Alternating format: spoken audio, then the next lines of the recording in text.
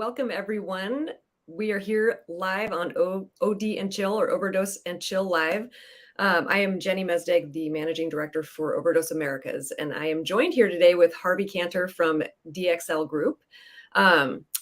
Welcome and thank you for being here. This is our 94th episode of OD and Chill, so that's exciting. And one note is that we are live broadcasting on LinkedIn, Facebook, YouTube, and Twitter. So at any point for anyone joining the program, if there's any questions, feel free to enter them into chat, and Harvey and I will tackle those as they come in. So without further ado, I would love it, Harvey, for you to take a moment and introduce yourself and tell us who you are, what's your role, and who DXL is. Well, thanks, Jenny. Thanks for inviting me for Overdose. It's great to be here today.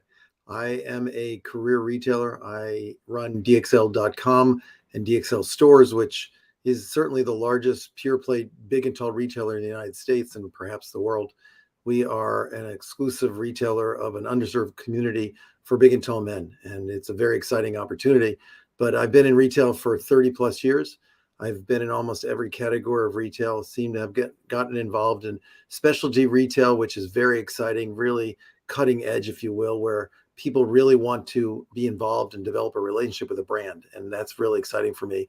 Most importantly, DXL has a great purpose, and purposeful retail is really important and much different than distribution of goods and services. So I am excited to be here today, talk about my retail background, talk about some of the experience I've had, both in terms of digitally transforming businesses, in terms of retail, creating consumer engagement, and really just the dynamic that we've all lived through, unfortunately, through the pandemic and are still living through, and how to navigate that both from a leadership perspective and a business perspective. Wonderful. Well, yeah, we are so glad that you're on the show today. And I know I didn't mention this at the top of the call, but in addition to the role your day-to-day at DXLG, you're also a published author of a book called Choosing to Lead, about probably many of the same themes you were just talking about as it relates to leadership. And that's actually what I would love to focus the large part of this conversation around, is your experience. Your background, as you mentioned, is extensive, and you've worked at many different brands, and how that helped you get to a point where you wanted to write a book about it. So maybe let's start there in terms of if you can maybe go into a bit more background, kind of the path that you were on that took you to the point where you decided you were going to write a book about leadership. I'd love to start there. Yeah, it's a great conversation, and actually it is for me one of the elements that really is important to me. I think the reality is you win or lose by the people you work with, the ability to build teams, the ability to bring the best out in people, and really, really understand that it's not about your results. Your results are actually the outcome of great work being done by the people you work with. And I was actually at a company called BlueNile.com, which was the largest, and I still believe is maybe the largest online engagement retailer in the world. And I spent the better part of 6 years there. And then we were sold to a private equity company, and I stayed on as chairman, but I took a couple of years off and tried to say, what do I really want to do? And during that time, I was actually challenged by both a friend and a colleague, someone who actually began to be a resource to Blue Nile. And they had watched me over the years, the last couple of years of my tenure there as a CEO, and really had provided feedback that, you should write a book. It's remarkable the way you engage your team and the way you think about leadership. And I never really thought about it per se in that context, but when you take 2 years off, which I wasn't really sure how long I was taking off, but my first year was absolutely wonderful. I went on a wonderful vacation, and along the way back, I was like, what am I going to do next? And I was challenged by this individual and friend to write a book. I tried to pencil out a table of contents, and it was much easier than I actually anticipated. And so through my own experiences, what I thought I could relate to people was not necessarily a 1, 2, 3 about how to lead, not necessarily certainly an autobiography, but just life experiences in leadership, in challenging agile businesses which require a different kind of leadership. There's certain elements of leadership that are very consistent, but one of the things I love about retail is just the incredible dynamics of retail, and use those experiences to hopefully relay to others, maybe opportunities where they can think about the way experience happened to me and the experience I had in terms of how I address that. And through that process, maybe provide some perspective for people to think about. And then I jokingly say that in reality, if no one bought the book, I wanted to leave my grandchildren and ancestors something about the book. So there is an element of how I got where I was, my family Yeah. life, and things that have really been important to me in terms of core values. And so there is an element, I think, that will be legacy for my children and my children's Yeah. children. So as you've continued to lead teams over the course of your career, I'm sure, various size businesses, but also I'm sure in every business, one common theme is that growth is probably a goal at all of them, whether it be size, scale, or revenue. But I'm curious, when it comes to different goals of growth or, targets that you want the company to hit, how as a leader would you say, like, what are some tactics that you've seen work really well to help motivate a team as it relates to, in the daily grind, as they say, when you're up against deadlines or you're trying to reach what some may consider to be like unattainable goals? Like, how do you keep your people motivated? And what are some good ideas there? It's a great question, because when you think about that question, you have to answer it contextually. Mm, And one of the things that I share in the work I've done in terms of writing the book, or just think about, in a reflective way, is when I was younger, mhm, younger being defined probably until my mid 30s, I was a typical retailer, a typical type A leader, mhm, very oriented around accomplishment. I might characterize myself as an accomplishment junkie. It was always, what did mhm, I do last year? And I use the word I more often than I cared mhm, to, but it was really about accomplishment of metrics that you were measuring against yourself. How well did you do against what you've done mhm, historically, and trying to accomplish more? And at some point, and we can talk about that later if we like, but at some point the light went off, and I recognized that the reality is my outcomes, my success mhm. isn't really embedded in the work I do. It's embedded in the way I lead people and the way I interact with people and the success of those that I work with, and my capabilities, my own capabilities to build team, inspire people, bring the best out in people, and help the people define for them what's the most important and what's important in terms of accomplishment.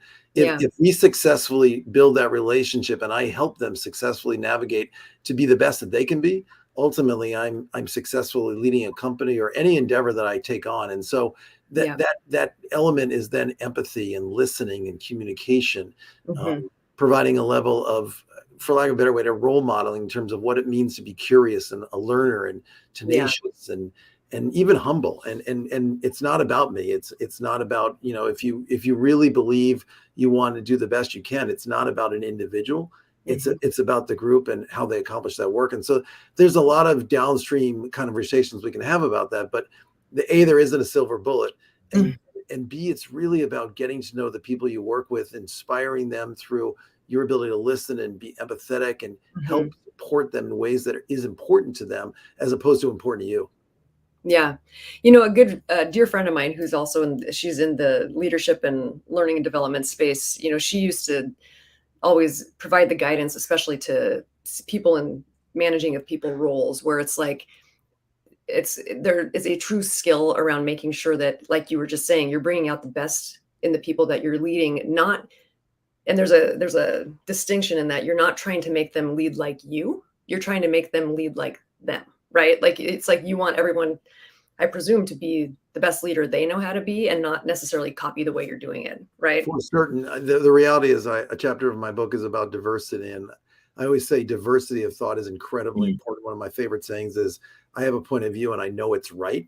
Absolutely know it's right. But I know it's right for me. And I Yeah, know your point of view is right for you. And the best yeah, music we can make is to explore different points of view and yep, ultimately come to some level of what is, with all the experience and input, what's the best decision. And maybe not consensus, but it yeah. is important. I also often say that if there was a room full of me's, and I have a very high level of energy and drive and potentially can push people pretty hard. If there was a room full of me's, it would be actually a disaster.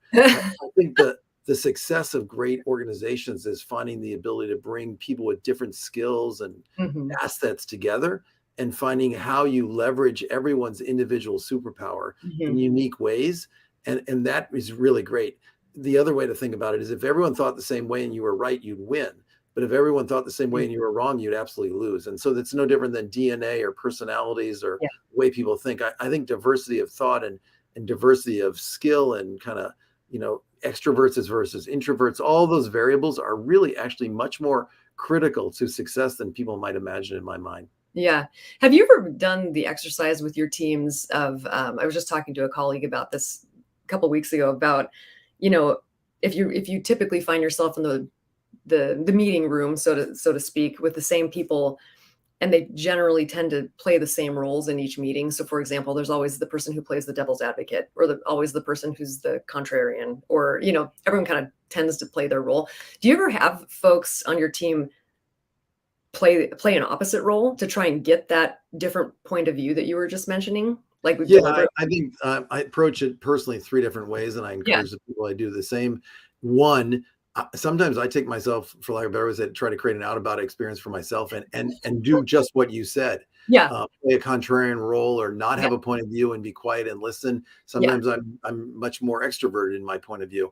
yeah, Equally so, some people, that they're thoughtful, pragmatic, and you can ask a question in a very different way. Like if there was no limits, and yeah, it wasn't something that's conservative, just the way you ask the question, you can get a different outcome. And then yeah, sometimes you actually can prompt people to say, hey, I really need you here today, and I really want you to think about presenting a point of view that might not even be what you believe, just to kind of a contrarian opinion to stir yeah, the conversation, create innovative thought and creativity.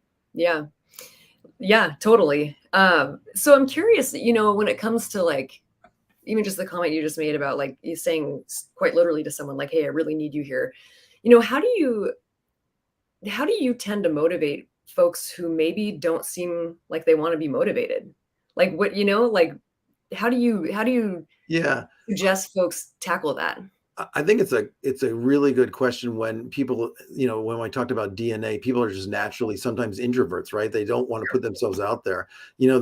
The title of my book is Choosing to Lead, but the subtitle is Being Comfortable Being Uncomfortable. And I do say that true leadership is being comfortable and being uncomfortable, because Yeah, you have to push yourself in ways that you probably aren't comfortable. yeah, I think that it's about vision, it's about power of purpose, it's about aspiration for what we're trying to accomplish. mhm, And the team can get pretty motivated around that.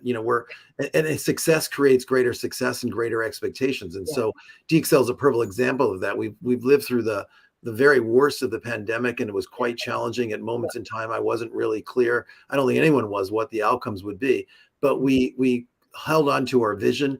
And as soon as we could pivot back towards it, we started creating success, and that success created a new profound level of aspiration for all of us in terms mm, of business results we could create. And even those that were more quiet, when they really believed what we could accomplish. And in 2021, DXL had a record year, the greatest year in the history of our company, oh, which is wow, rather remarkable coming out of the pandemic. And honestly, we're yeah, not out of it yet.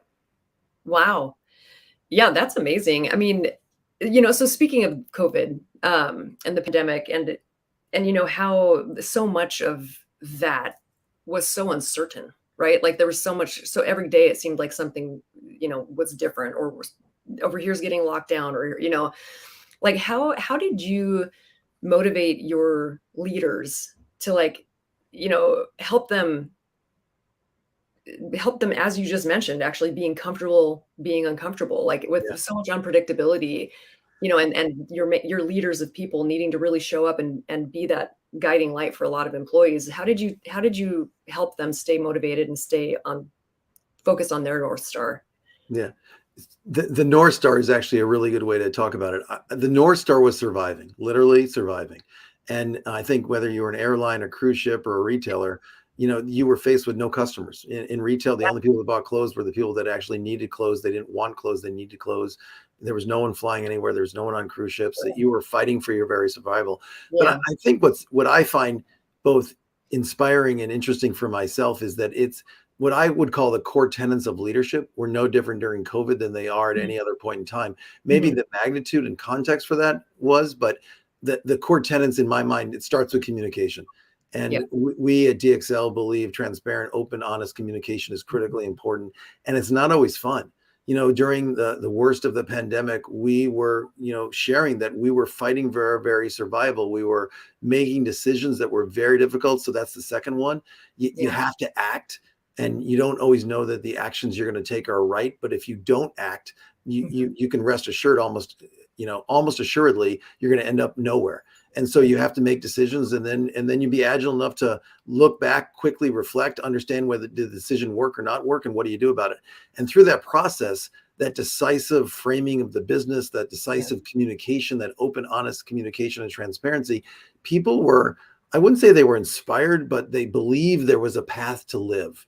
and to survive. And that, as we made it through the worst of it and started to pivot from, are we going to be here, to how do we grow the business, which was equally important. Sure. I think that the element of inspiration or aspiration for what's possible came back to us, and that's kind of sort of where we are today. But communication, optimism, transparency, making decisions, taking action, recognizing that not every decision is going to work, and be comfortable with risk, and, to be honest, failure, right? Fail fast, but react, adjust. So, and those are all decisions which I think even today, 24 months past, hopefully, the worst of COVID, you still got to do, even in good times, and unfortunately we're might be heading into not so good times. Yeah. Oh, it looks like we have a question coming in. Let's see. So do you believe great communication skills can be taught, or is this a natural skill? It's a great question. Yeah, I absolutely think they can be taught. I think natural DNA means not everyone's comfortable being as open and honest and transparent. I think one of the things that I always think about, and way back when, I say when I was younger, I didn't think that being as direct and open and frank with people was going to be comfortable. And it really, to be honest, wasn't. But frank, open, critical feedback, and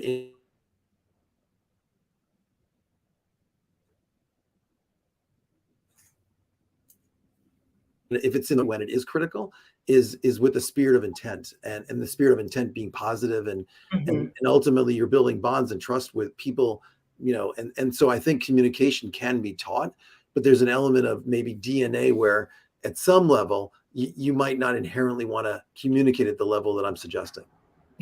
Yep. And you bringing up the comment about when you were younger in your career, is there, like, what if you had to pick, gosh, one or two pieces of advice that younger Harvey would say to older Harvey about your career, or things to keep in mind as you progress through your career? What would a couple of those ideas be? I wish I would have gotten to some of the elements that I today profess to be really critically important faster. I was in my mid 30s. I worked for a great company that saw something in me, and we haven't touched it, but I talk about it in the book. I was, quote unquote, sent to a grad school program. I already had my MBA, but I went to a graduate leadership program. And it was incredibly eye-opening for me. And it was a life-changing event. And, I wish I would have learned that 5 years earlier, 10 years earlier. And it's some of the things we've spoken about today. It's just getting there faster, right? Part of the challenge is it comes with experience, right? You have to cut your teeth, you have to make mistakes, you have to learn the value of some of these elements, but it's the confidence to do those things that you don't have when you're younger, because you just don't have the wins. Sure. Well, and it's so interesting too, because, it's so much of, I bet, the pivotal moment that you said you had participating in that program, it makes you kind of wonder, like, had you gotten that opportunity earlier, would you have taken the same value out of it? And there's no way to know, right? But right. But that, it's just such a good point. The other one I might touch on, which I'm very public about it, and we shared this, I guess, offline before we got on the call, but that I had cancer, and I had a cancer that had an 80% mortality rate, and I was 46 years old, and I was incredibly healthy, and it was a huge wake-up call. And from the standpoint of, it's a forcing mechanism, right? When you have a cancer that has an 80% mortality rate, and you don't know if you're going to make it a year, 2 years, or 5 years down the road, and knock on wood, it's been 15, so I'm in a pretty good place. But it's a forcing mechanism to, what do you really believe? What do you really value? If you only had a year left, what would you look back and say, I had to do this and couldn't do it again? Honestly, some of those elements that were forced on me to make decisions and, kind of sort of see how strong my backbone was, I wish I would have made those decisions way earlier, because I found great value in the outcomes that I actually decided were that important to me. Yeah. And you were sharing yesterday when we were chatting that, that leadership program, and you just mentioned it now, it was like pivotal. Like, it actually was, I think you just referred to it as a life-changing event, right? That it's like, which is so amazing. And so do you feel like, well, actually, quick question. How long a program was that? Was that a couple of years, or? No, it was literally, I worked, it was crazy. I worked full time, and it was about 8 months. It was 1/3 of a full graduate degree. It was a graduate certificate in leadership. Oh, wow. And so when you came out of that program, would you say, and probably honestly, even during the program, would you say that you started to see changes in the way you were leading, even as you were learning? Given absolutely. The biggest absolute single shift is I went from, as I mentioned early on in this conversation, Yeah. thinking about how I accomplish results, and I use the word how I accomplish results, to actually thinking how the team accomplishes results, and the Yeah. success I will have is the success embedded in their own success. And Yeah. that was incredibly pivotal, because at that point also I had become, I think I was in the first president's role I had. And Mm. you get to a level of maturity where you recognize when you're the president or CEO, you can't touch everything. You are so dependent on teams of people, because you're just that removed from the business in terms of day in, day out. All of the things that have to happen that you have no ability to affect and control. And it's through people, communication, strategy, and Yeah. some of these variables that you really appreciate how important that team is to successfully navigating and ultimately creating success for the company and your own Yeah. success. Totally. So let me ask you, so what keeps you up at night? You're such a seasoned leader, but you're also the leader of a publicly traded company on Nasdaq. So what keeps you up at night, Yeah. and how do you? I when I'm asked that decision, I always say the same thing. It's losing the people that are part of this family that's called Yeah. DXL. We jokingly refer to as a family, but Yeah. reality is we are. The level of empowerment and trust in the people, Yeah. the level of ownership and accountability that the teams I work with have, my Yeah. partners at the senior leadership teams, belief in each other and belief in me and my belief in them.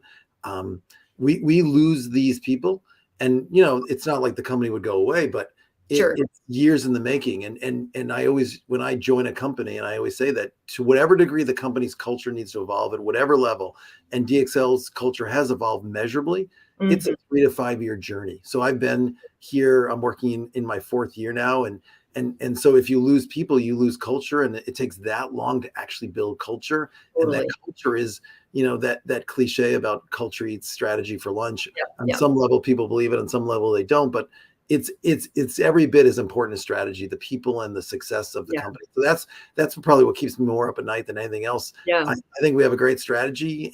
We don't control a lot of the macros in the world we live today, so it's the people's ability to navigate, be agile, be tenacious, resilient, live Yeah. through the challenges, communicate successfully, all the things we've been speaking about basically. Totally. So as it relates to culture, especially now that when you were sharing with me recently that, now post COVID, there's a lot of remote workers, there's a lot of hybrid workers. How do you, especially coming from a company that was, as you mentioned, largely 100% in-house, everyone's there every day, and now it's quite different. Like, how have you seen the culture shift, and how do you maintain it, or how do you make sure not to lose the culture that Yeah. sounds like it's so wonderful there?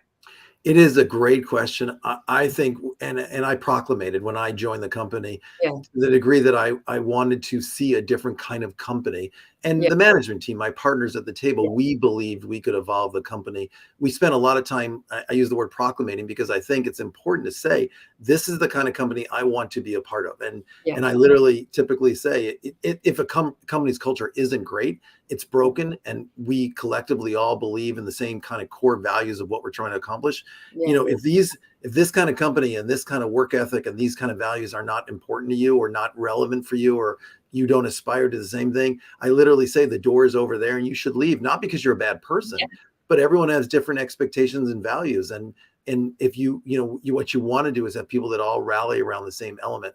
And Yeah. so relative to the values that we embarked on, and it wasn't a material change, it was just how well do we execute against those. So like leadership and the Sure. concept of empowerment, the concept of accountability and ownership, those elements are really kind of tangible ways that you do Mhm. business. But then what are the intangible ways? And we Yeah. do a lot of things, like we give surprise Fridays off. Labor Mm. Day, Memorial Day here in the States are days that we feel like people work really hard, and we don't have a normal holiday. It's typically the Monday, but we know that people Yeah. want to spend time with families, and people are working their tails off. Yeah. The concept of mental health is really real.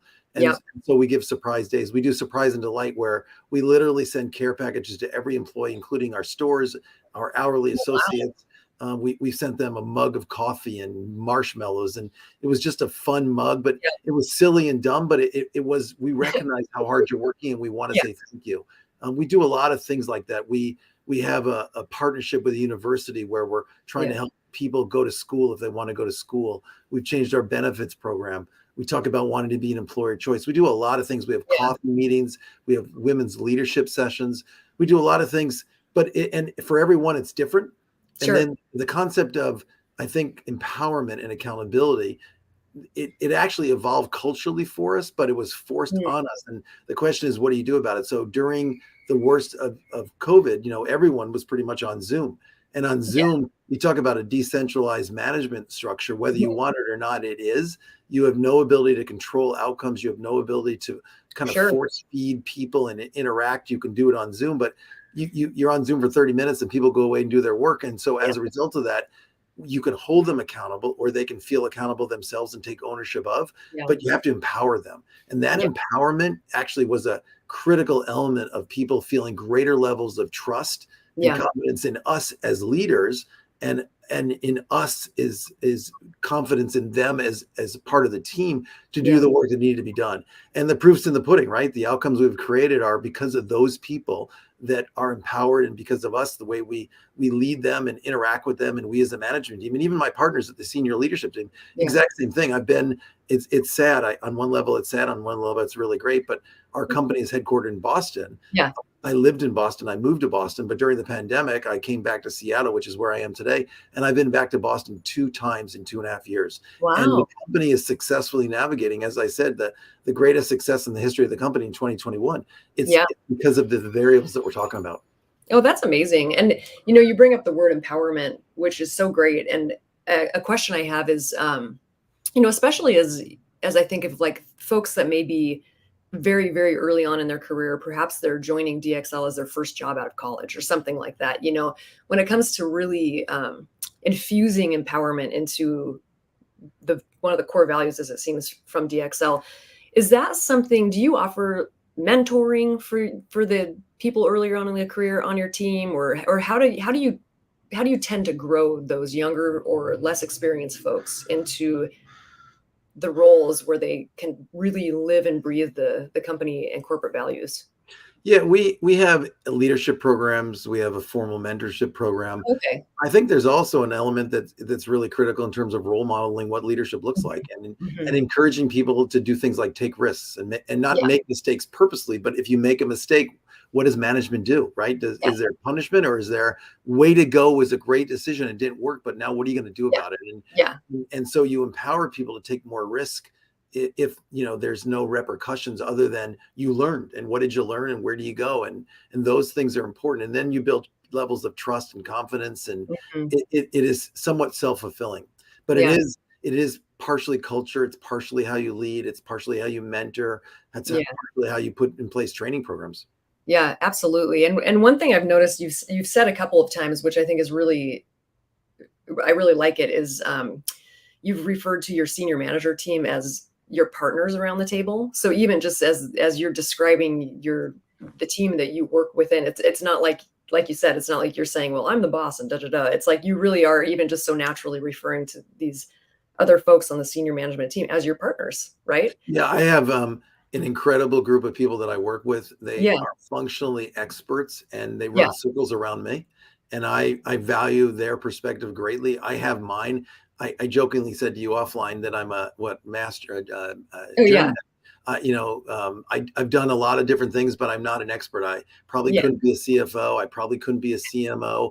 But I know a lot about all those things because of all the experience I had. But Yeah. they are amazing, and that's what you really want, right? You want to be able to kind of help them navigate and Yeah. knock down roadblocks and be supportive, and kind of be the communication leader.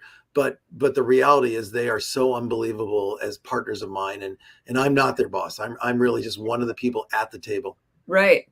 So I know yesterday when you and I were chatting, you had mentioned that, if you were to have to label what your superpower would be, it really would be around leadership and leading people.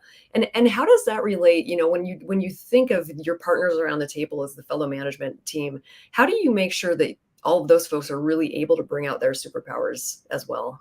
Yeah, we've done a lot of elements as a senior leadership team that are been facilitated by an outside a person that I have a long-standing 30-year relationship Mhm. with. We've done things like the Hogan, which you may or may not. Oh, Hogan yeah. is the Yeah. Hogan. We've done the Hogan. We do offsites. We have tried to force feed, open, direct conversation like we're talking about. And Yeah. I use the word force feed because initially, I think early on in my tenure here, it was not the way we operated, right? The Sure. prior CEO did many things well, but maybe not communicate and lead in the way that I talk about, just different. And so it was a new way of thinking. But, again, role modeling, right? Me role modeling, just the things we're talking about. And those things bring out an ability for people to evolve how they go, and then to test the waters and explore and build confidence. And I have a responsibility to help them have confidence in their actions by what I do. Yeah. And something you mentioned earlier too, as it relates to confidence, actually, you mentioned when you were earlier on in your career, you were either, I don't know if you use the word confident, but when it came to, speaking up or being direct or saying what you truly meant and having the confidence to do that, right? Is that something, how do you motivate or encourage your team to have that confidence or to take those risks, to say maybe the thing that takes them into that uncomfortable level, or area? Like how what does that look like to provide an environment where people are comfortable taking that risk? Yeah, I think it's engaging people, right? Yeah. And when I say engaging people, if you're sitting around a table, we have a VP meeting. Yeah. It's a meeting where there's not a lot of dialogue at times, and it's me asking people, "Hey, Bob, how do you feel about this? Robert, what are you thinking? Debbie, can you share a perspective? You look puzzled. Yeah. It looks like this isn't resonating for you. Can you help me understand?" Yeah. And it's important how you do that, right? Yeah. If you're making someone uncomfortable, they're not going to want to do that. But if you're really in earnest, caring about what they think about, and then they say something, and even if you totally disagree, how do you respond, and how do Sure. you tease that out? And over the course of time, you create a knowledge that, yeah, he really wants to know, or she really wants to know, if it's Yeah. not me, how are they thinking about this? Yeah. And I'm part of the leadership that has not only a voice, but an important, conversation. And we don't always agree. I think the Yeah. best debates are the one where we don't agree. And then Yeah. contextually, how do you navigate that disagreement? Well, and that ties right back to your earlier point about diversity of thought, right? It's like if you have a bunch of people all saying the same thing, you're likely not going to continue to take things to the next level. Yeah. So, Yep. yeah. And one thing I want to comment on, because I also want to make sure that it's not a Pollyanna, right? And Yeah. I say that I'm not a Pollyanna. It's not consensus. There are places where I have my own personal accountabilities to Sure. lead Yep. and to decide what needs to happen. And sometimes they are my accountability to make a decision. Yeah. And we don't run DXL by consensus or Yeah. democracy, Yeah. but everyone has to potentially have a voice to create input, to kind of the RACI. I don't know if you know the RACI Oh, yeah. acronym, Yeah. which is Yeah. right. Yeah. So those, there's certain roles. We all have different roles, Yeah. but at times, I'm accountable for things. At times, other people are accountable for things. But again, that doesn't mean you want to do it in a vacuum. So I think it's important to highlight that, as opposed to everything we vote in Yeah. consensus. Yeah. You're not. And we don't have points of Yeah. view. Yeah, totally. You're not, hugging it out after every meeting, like, we all agree. Like, yeah, Yep. I totally Yep. get it. Yep. You can Uh, agree to disagree. yes. Yeah, definitely. I know you've mentioned that 2021, I believe, is what you said was the biggest year for DXL on record, right? Yeah. Right. Yep. Yeah. So, I guess, gosh, a question I have is, man, how do you keep that momentum, and how do you keep the folks on your team pushing to have another stellar year? How do you make sure that the eye is still on the ball after a year like that? Yeah, I think that, as I said earlier, success creates Yeah. expectations for greater success, and Yeah. our team is very motivated, committed. They Yeah. want to perform for themselves. They want the Sure. company to win. They recognize, most importantly, that the size of the addressable market for our big and tall customer is far greater than we are, and Mhm. yet we're the biggest there is. So Mhm. they have this incredible sense of purpose and joy in Yeah. helping the big and tall underserved community customer really Sure. find clothes that fit him. We have a unique way we do that. Our mission, our vision, our purpose is really unique versus many other retailers, and versus, I think, anybody else in the space. And ultimately, that creates an expectation for greater outcomes. The other thing, which which I will definitely say, I don't use the word I that much, but Mhm. I continue to push us to have the fortitude to live through what we're trying to do as a company and hold on to our vision. Not every day works. Not every Sure. quarter is as you would hope. The macros might push us a certain way, and there's lots of easy ways to accomplish results. But over time, if you want to consistently be what we talk about wanting to be, we have to, kind of use the word earlier, the North Star. We have to know what our North Star is and make Yeah. sure we continue to navigate and pivot around our vision, mission, and strategy, and then Yeah. find ways to reinvent and innovate against the strategy when something might not be working the way we expected. Yeah. I know, And and that's hard. That is hard. yeah, for sure. I know in just a past role, I'm sure I'm sure you're familiar with the term BHAG. Yeah. Oh, yeah. Yeah, right. So I remember, we'd have these strategic sessions about the big, hairy, audacious goal, and yes, we'd have those, but all of a sudden something happens and you have to pivot, and that's really where you get to see, I think, the good, the bad, and the ugly of the team, right? Like, how do we pivot together and how do we move through it together? And Yeah. um, gosh, I feel like everything you've just shared in the last 40 minutes or so, like it's amazing. And honestly, DXL sounds like an amazing place to work. How many employees are there? We have about 1,300 today. It's Yeah. unfortunate we had about 2,700, but Oh, the wow. the the environment of COVID really impacted our ability. And then today we're faced the same way many other companies, whether you're a retailer or any other company, is just labor shortages, right? Staffing Sure. stores at the level we want, and really getting to a level that we're staffed. We probably have like 20% of store positions open, and that's probably over double what we normally would have. Wow. Those folks that we have on staff are doing an amazing job, and they're motivated, right? They're very, especially in the stores or our call center, those are the ones that actually interact our underserved customer the most, and Mhm. they are the most purposeful and Sure. excited about the relationship they're creating with him. Yeah. So it is something that we continue to go down that path on. Well, and it's so interesting. That's amazing, though, to be that understaffed in some cases, but to see the growth that you saw. Yeah. Yeah. Yeah. And those numbers are primarily, just so you're clear, we Yeah. have just about 300 stores. Okay. So, our greatest staff levels are absolutely in the stores. And so Sure. the associates that we lost, unfortunately, were in the stores when we weren't Sure. open and tried to re-navigate to where we wanted to get to. Yeah. But I do think you're right. I think a lot of what we talked about is the people, and we are trying to literally, we use these words, become an employer of choice. The other thing which you said, which I want to double back on, because I'm sure some of the people that I work with at DXL are on listening, because they I saw that they created a like on the Oh, post you all good. did. And what's really quite remarkable, you use two words that I've used and we've talked about as a management team for the past couple of weeks, which is pivot and Uh, BHAG. uh, We literally use the word BHAG and a pivot, and our pivot, our conversation around pivot, which is a perfect example of recognizing context and trying to figure out how to navigate and be resilient, yeah. is as potential recessionary issues and macros, which are not controllable as happen, do Yeah. we need to pivot to make sure we maintain that growth that you just referenced? How do you continue to grow and be Sure. successful and make sure that 2022 is a year that builds upon 2021 as opposed to going backwards? And that, for many retailers, yet alone other people, with the things like stimulus and variables that Yeah. propped up the business last year, are not there this year. So lots of challenge, but Sure. lots of commitment to get there. Well, and it sounds like you've got the right team to do it, you know? So I have to ask, do you have any plans to write another book? I would tell you I absolutely don't, but a couple of people have joked that, living through COVID and Yeah. the learning experiences of COVID have Yeah. been uniquely different, and not a surprise, right? I've lived through something never in my lifetime. I think probably all of humanity's lived through something never in their lifetime. And to the degree that we have and will continue to successfully navigate the opportunities that are before us, Yeah. and quite honestly, look in our review mirror and see the challenges are long, hopefully Yeah. past us. It would be an interesting conversation to say, is this worthy of another round of a book? But not on my radar screen Yeah. today.